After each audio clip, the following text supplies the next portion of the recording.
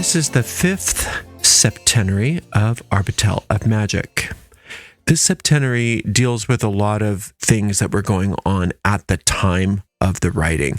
So it's important for us to sort of look under the surface a little bit and see what the wisdom is that is trying to be conveyed. Aphorism 29.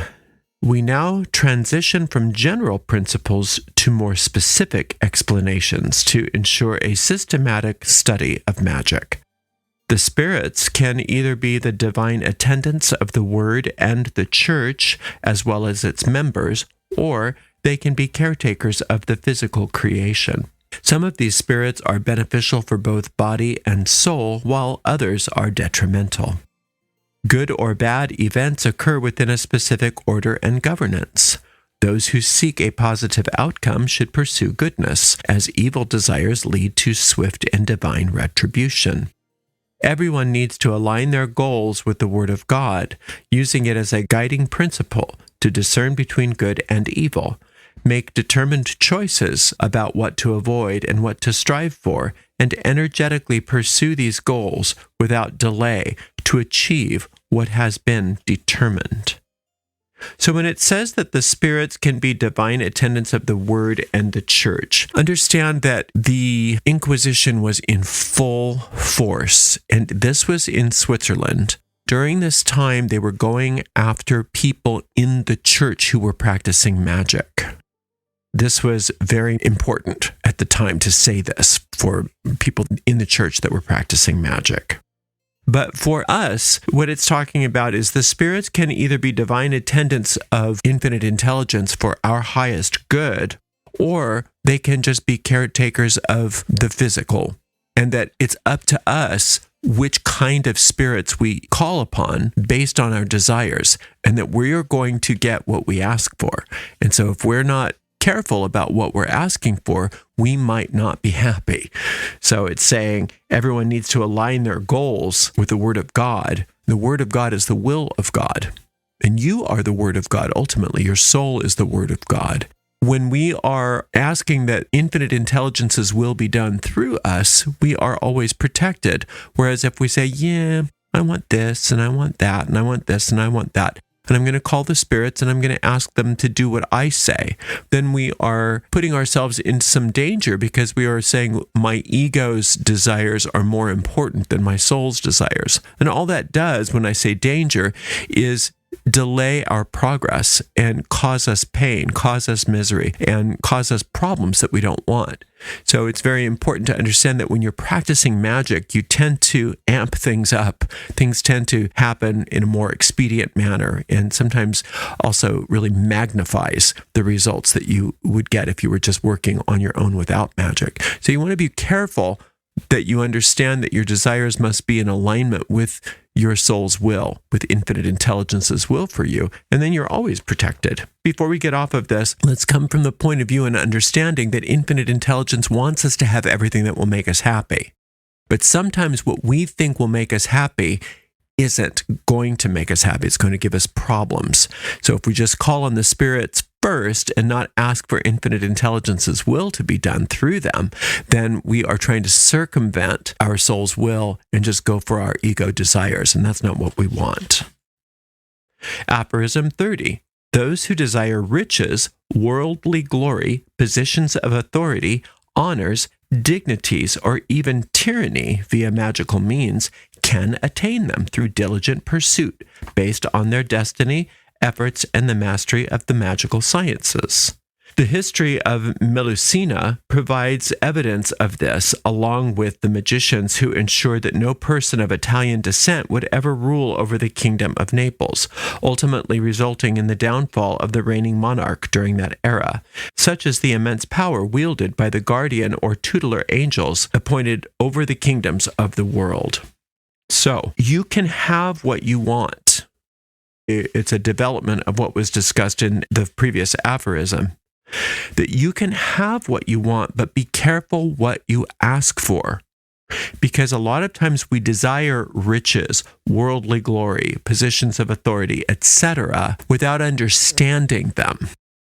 And so if we ask for those things without asking for wisdom, We can be stuck in those things, and those things can become burdensome to us.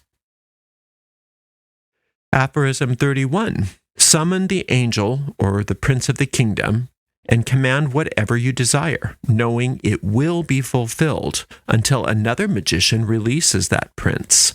By doing so, the kingdom of Naples could be restored to an Italian if the summoner could free the prince from the binding. The magician could also be compelled to return the stolen treasures from the magic treasury, including the book, the gem, and the magic horn. Possessing these treasures could grant someone the power to become the world's ruler. However, this Jewish magician has chosen to dwell among the gods, disregarding the transient nature of this world, unaware that all things originate from the God of heaven and earth. His heart remains deceived. He indulges in the pleasures of the immortals, leading to his own eternal downfall. It would be easier to evoke him than the guardian spirit that Plotinus summoned in the temple of Isis. Okay, there is a myth here that he is alluding to that seems to have been lost to the sands of time. So we don't know the exact myth that he's talking about. But remember that there was an idea that Naples would never be conquered. And for many, many years, that was the case. And he's talking about the fact that when Naples is conquered, it's because somebody has released the spirit that the other one had imprisoned in order to have this occur. Now, it's important to understand that when we're saying that when you call upon one of these spirits and command it to do what you desire, it will do that thing that you desire until another magician releases it. However, we're not doing it that way.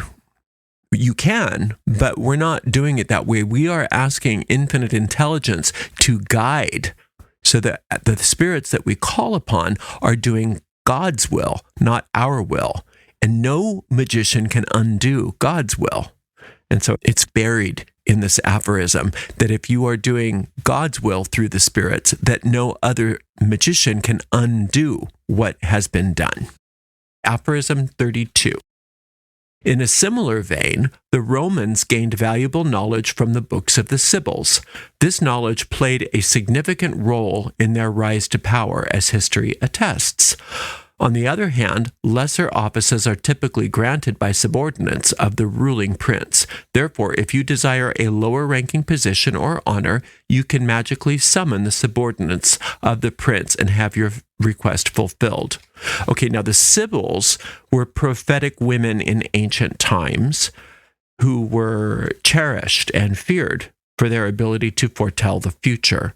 Originating from various cultures in the Mediterranean, they were reputed for their divine inspiration, with their prophecies often expressed in riddles or enigmatic verses. The Sibylline books, as these collections of prophecies were known, were held in high reverence in Rome and consulted only in times of great public crisis.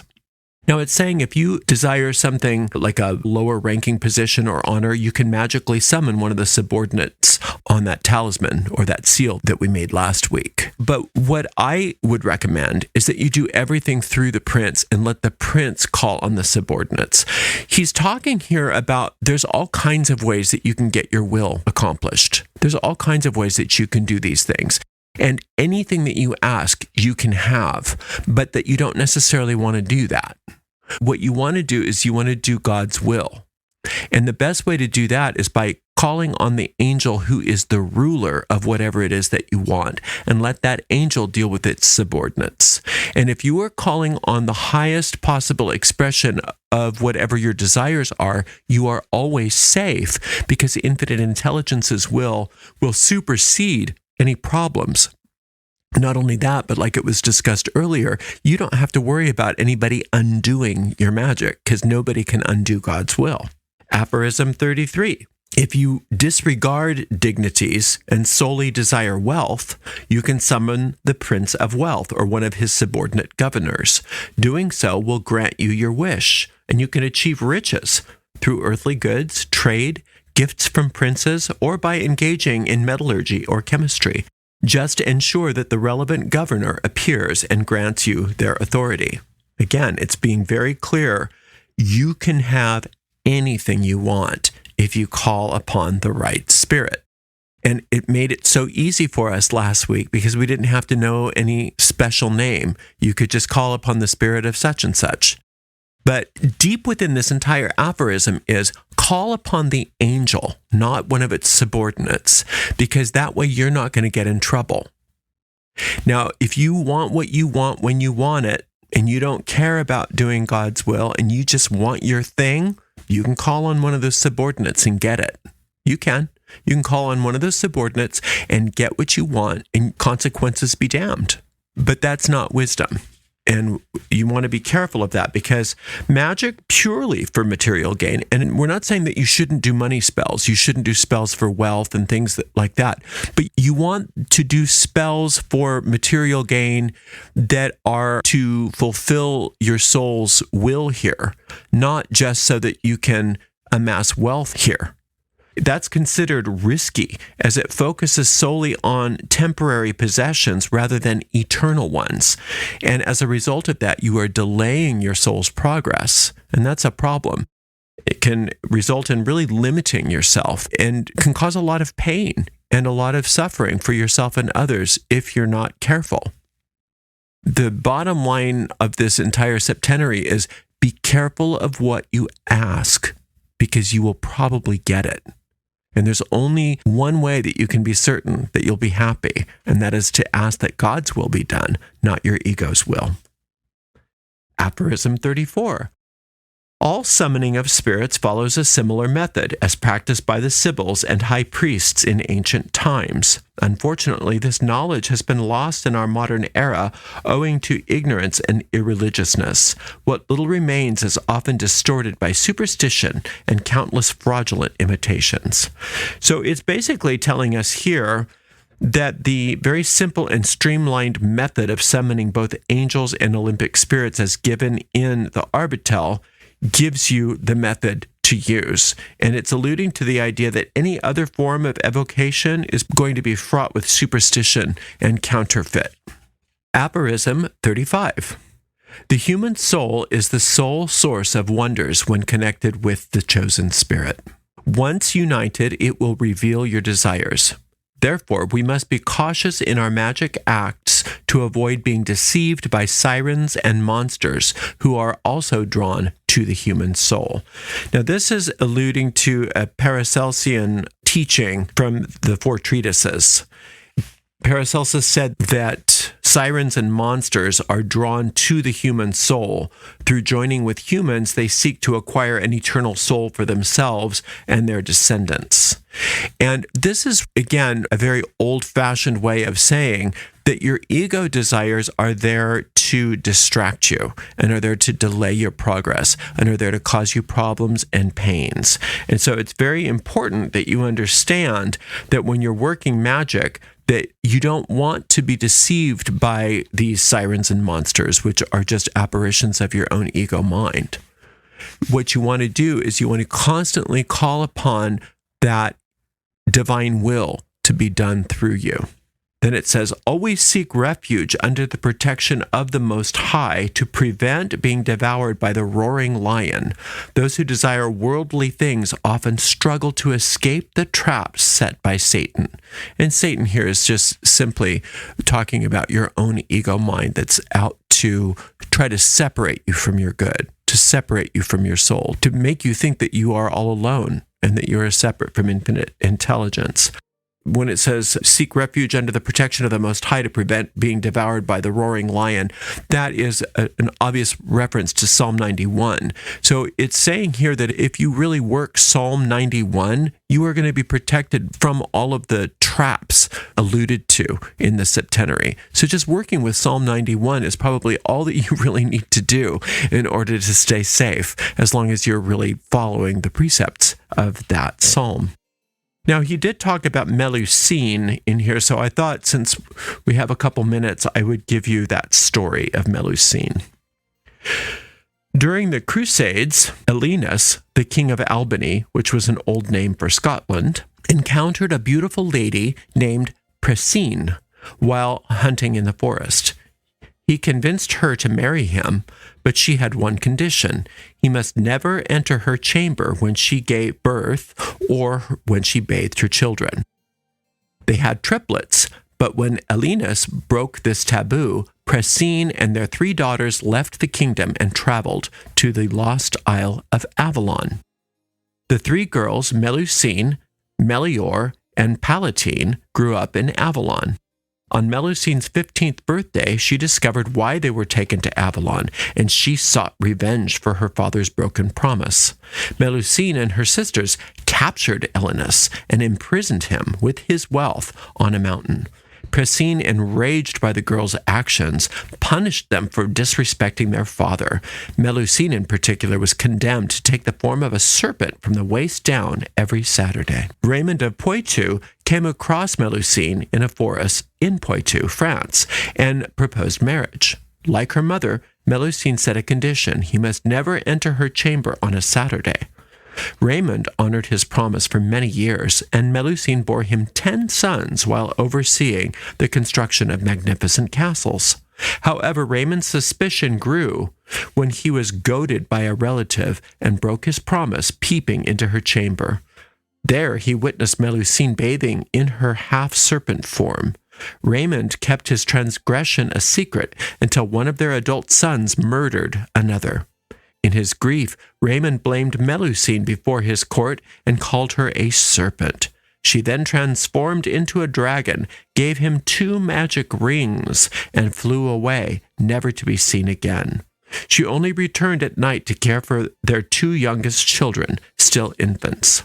With this story of Melusine, there are some interesting parallels with the story of Lilith, especially when she just disappeared.